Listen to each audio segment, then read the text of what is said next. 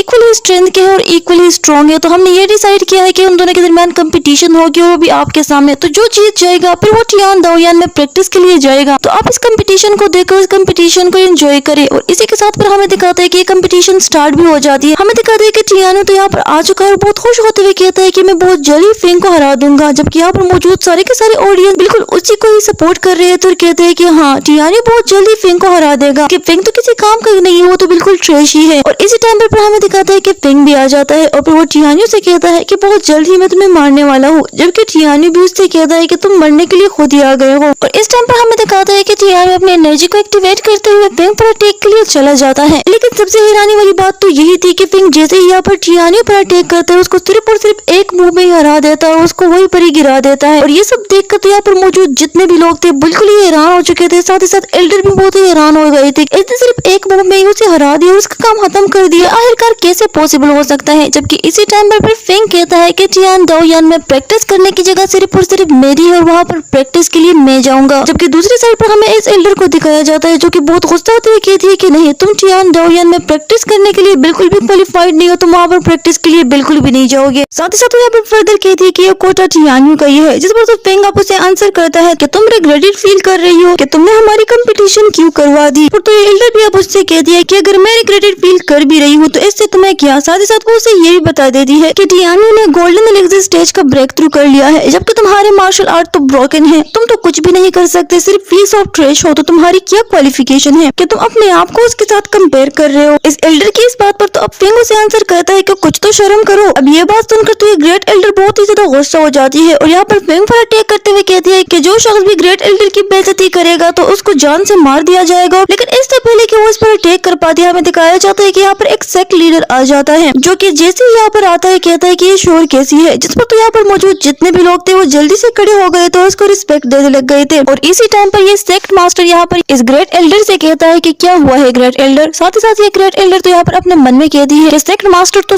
कल्जन में तो अचानक से बाहर कैसे आ गए। और इसी टाइम पर हमें दिखाते हैं कि यहाँ पर एक दूसरा एल्डर सेक्ट मास्टर के सामने आते हुए उससे कहता है कि यून टियानो सेक्ट लीडर और ग्रेट एल्डर का डायरेक्ट डिसेबल है, लेकिन वो जितना पावरफुल है उतना ही पावर किन फिंग भी है। और टियान दाओयान में जो सीट्स है वो बिल्कुल लिमिटेड है, वहाँ पर लिमिटेड लोग की प्रैक्टिस के लिए जा सकते हैं। तो हमने इन दोनों के दरमियान कंपटीशन फिक्स करवा ली कि जो शख्स जीत जाएगा उसको टियान दाओयान में प्रैक्टिस के लिए भेज दिया जाएगा। तो अब टियानो हार चुका है, फिंग ने उसे बिल्कुल एक मूव में ही हरा दिया है। लेकिन अब ये एल्डर ये मानने के लिए तैयार नहीं है। जिस वक्त यहाँ पर सेक्ट मास्टर उससे कहता है कि तुमने अपने हार को एक्सेप्ट करना होगा। और इसी के साथ अब ये सेक्ट एल्डर यहाँ पर फिंग से कहता है कि टियान दाओ एकेडमी में ट्रेनिंग करने की इजाजत तुम्हें मिलती है और ये प्लेस तुमने सिक्योर कर ली है। जिस पर तो फिंग अब उसका थैंक्स करता है। और इसी के साथ सीन शिफ्ट हो जाता है, हमें दिखाया जाता है कि जियाओ सेक्ट से जितने भी डिसेबल को सिलेक्ट कर लिया गया है इस एकेडमी में प्रैक्टिस करने के लिए वो सब यहाँ पर इस एक लड़की के साथ जा रहे थे, जिसमें तो एक लिंगर थी, दूसरा वेंग था, साथ ही साथ वो वाली लड़की भी थी जो कि विंग को बुली कर रही थी। और वो यहाँ पर बहुत तकते हुए कहती है कि हमें कोई लेने के लिए क्यों नहीं आता। असेंशियल वेलम से अगर कोई पावरफुल बंदा हमें लेने के लिए आ जाए तो वो हमें प्ले करके यहाँ से ले जाएगा, क्योंकि आधा दिन तो गुजर चुका है, हम यहीं पर ही चलते जा रहे हैं। जिस पर तो विंग उसे आंसर करता है कि वहाँ तक पहुँचने का सफर तो 3 दिन और 3 रातें हैं, तो तुम ये कैसे दे कर पाओगी। जिस पर तो ये लड़की बहुत गुस्सा होती है, यहाँ पर विंग से कहती है कि ये मत सोचना कि तुम जियाओ या उस सेक्ट से बाहर आ गए हो तो तुम मुझे कुछ भी कह सकते हो, मैं तुम्हें सबक सिखा दूंगी। अब जैसे ही विंग उसकी तरफ देखता है, ये लड़की बहुत डर जाती है। तभी विंग उसे आंसर करता है कि तुम ये मत सोचना कि तुम क्लैन लीडर की बेटी हो तो मैं तुम्हें कुछ भी नहीं कहूंगा। बिल्कुल बात वही है, तुम जियाओ या उस सेक्ट से बाहर आ गई हो तो मतलब ये है कि तुम्हारे पास अब कुछ भी नहीं है, मैं एक पल में ही तुम्हें सबक सिखा सकता हूँ। इस पर तो मौजूद यहाँ पर ये लड़की इससे कहती है कि मेरे सामने बहस करना बंद कर दो, और वो इससे ये भी कह देती है कि असल में एसेंशियल रियलम से एक सीनियर ब्रदर हमें लेने के लिए आ रहा था, लेकिन अब उसे एक इम्पोर्टेंट काम मिल गया है जिसकी वजह से वो थोड़ा लेट हो गया है। साथ ही साथ वो उसे ये भी बता देती है कि मेरे सामने तुम ये फजूल बकवास ना करो, अगर तुम लोग एक दूसरे से नफरत करते हो तो मेरे सामने तुम लोग ऐसा कुछ भी शो नहीं करोगे। जिस पर तो विंग अब उसे आंसर करता है कि मैं समझ गया सीनियर सिस्टर, और इसी के साथ ये लड़की उसे बताती है कि मेरा नाम चूज जिंगवान है। जिस पर तो ये सब लोग बहुत ही ज्यादा हैरान हो जाते हैं और कहते हैं कि क्या चूज जिंगवान। साथ ही साथ विंग अब उससे कहता है कि तुम 10,000 सेंट एम्पायर से हो ना, और तुमने 5 साल की उम्र में 5 मेरिडियन का वेक कर लिया था। साथ ही साथ 8 साल की उम्र में तुमने गोल्डन एलिक्सर बना लिया था, और तुम ही वो जीनियस सेंट हो जो कि दरमा के ग्रेट परफेक्शन लेवल तक पहुंच चुका है, और तुमने इस स्टेज को अचीव कर लिया है, तो हम डायरेक्टली टेंपल क्यों नहीं जाते। साथ ही साथ वो उससे ये भी क्वेश्चन कर रहा था कि तुम टियान डावियान में क्या कर रही हो। जिस पर तो ये लड़की अब उससे आंसर करती है कि ये जीनियस वाला वर्ड तो लोग किसी को भी दे सकते हैं, और इसी टाइम पर हमें दिखाते हैं कि यहाँ पर बहुत सारे लोग आ जाते हैं इन पर अटैक करने के लिए, जिसे पेंग नोट कर लेता है। और असल में ये सारे के सारे लोग पेंग को मारने के लिए ही आए हुए हैं, और यहाँ पर पेंग की तरफ देखते हुए कहते हैं कि यही वो बंदा है जिसे सेलेक्ट कर लिया गया, तो हमने इसे मारना है। जिस पर हमें दिखाते हैं कि जैसे ये लोग यहाँ पर पेंग पर अटैक करने के लिए आते हैं, वो दूसरी लड़की उसे प्रोटेक्ट कर रही थी, और इसी टाइम पर जैसे ही वो उसकी तरफ देखता है, हमें दिखाता है कि एक दूसरा बंदा यहाँ पर पेंग पर अटैक करने के लिए आ रहा है, लेकिन लिंगर ने उसे बचा लिया है। जिस पर तो इस बंदे को बहुत गुस्सा आ जाता है और कहता है कि अच्छा तो तुम जिडान स्टेज पर हो, इतने नारे दिखा रही हो, और इसी के साथ उसने उस पर अटैक कर लिया था, जिसकी वजह से तो लिंगर बहुत ही ज्यादा दूर गिरने वाली थी, लेकिन ठीक टाइम पर भी पेंग उसे बचा लेता है। और इस टाइम पर फिर लिंगर उससे कहती है कि तुम मेरी फिक्र मत करो, मैं अपने आप को बचा सकती हूँ, तो तुम फोकस करो अपने आप को प्रोटेक्ट करने की। इसी टाइम पर हमें दिखाता है कि पेंग यहाँ पर इस बंदे से कहता है कि तुमने सीनियर सिस्टर को हर्ट करने की कोशिश की है, तो मैं तुम्हें नहीं छोड़ूंगा और तुम्हें माफी नहीं मिलेगी। तो ये बंदा उससे कहता है अच्छा तो अब चींटियां भी बातें करने लग गई है। साथ वो पेंग से ये भी कह देता है कि तुम तो एक गद्दार के बेटे हो, तुम आखिरकार रेजिस्टेंस कैसे शो कर सकते हो। और इसी टाइम पर वो यहाँ पर पेंग पर अटैक करने के लिए आ रहा था, लेकिन फिंग ने भी अपनी एनर्जी को एक्टिवेट कर लिया था, और ये बंदा पेंग पर अटैक करते हुए कहता है कि मेरे ख्याल से किंग को तुम्हें नहीं जाने देना चाहिए था और तुम्हें जिंदा नहीं छोड़ना चाहिए था। लेकिन जैसे ही वो पेंग पर अटैक करने के लिए आता है, पेंग तो बहुत पावरफुल बन चुका है, वो इस बंदे को बहुत दूर हटा देता है। साथ ही साथ वो उससे ये भी कह देता है कि तुम हमारे जर्नी को लेट कर रहे हो, और इसी के साथ ये बंदा फिर से पेंग पर अटैक करने के लिए आ गया था। पेंग तो उसे बहुत अच्छे से मारते हुए बहुत दूर हटा देता है। साथ ही साथ उससे ये भी कहता है कि मैं मूजी पैलेस में बहुत जल्दी आऊंगा, और मेरे किल फैमिली के 130 मेंबर्स को ऐसे फजूल में ही मार दिया गया है, तो मैं उनकी मौत का बदला भी लूंगा। और इसी टाइम पर वो इस बंदे को मार देता है, और जैसे ही आगे बढ़ता है हमें दिखाते हैं कि वहीं पर ही बेहोश होकर गिर जाता है। यहाँ पर ये दूसरा बंदा अब पेंग पर अटैक के लिए जा रहा था, लेकिन चू जिंगवान उसे सिर्फ एक स्ट्राइक में ही खत्म कर देती है, उसे जान से मार देती है और कहती है कि बस बहुत हो चुका। थोड़ा टाइम बाद पर हमें दिखाते हैं कि यहाँ पर पेंग को होश आ जाता है, और लिंगर तो उससे कहती है कि तुम्हें होश आ गया। साथ ही साथ वो उससे ये भी पूछती है कि अब तुम कैसा फील कर रहे हो, क्या तुम ठीक हो। जिस पर तो पेंग उसे आंसर करता है कि हाँ मैं ठीक हूँ, लेकिन हम क्यों रुके हुए हैं, हम जा क्यों नहीं रहे। जिस